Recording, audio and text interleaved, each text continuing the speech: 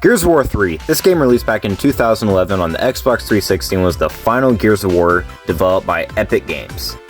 The story goes, we play as Marcus Phoenix once again in Delta Squad, only this time we are living off scraps. There is no COG to support us. We are living in the middle of nowhere after the fall of Jacinto. But then one day, Marcus Phoenix's father, who is presumed to be dead, Adam Phoenix, calls out to Delta Squad saying that there's a way to stop the Locust and this new threat called the Lampent that has been wiping out everything. So throughout this game, we are getting closer and closer to find Adam and stop the Locust once and for all.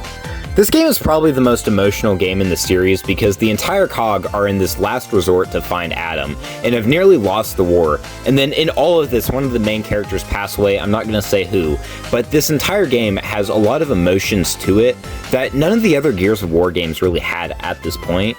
And then this game finally came out and kind of ramped the emotions 10. And that's something that I really liked about this game.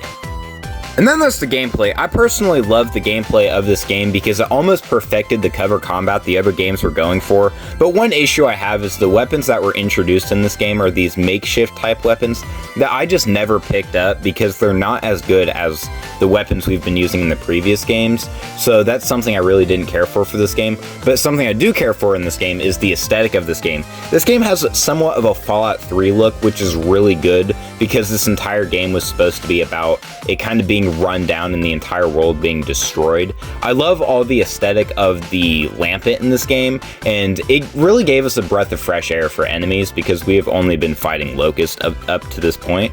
Overall, I think this game is a 9 out of 10, about as good as Gears of War 2. I think it's personally a little bit better. I just wish they did more with the weapons because they really did not do a lot with the weapons that were introduced, and they really just weren't that good.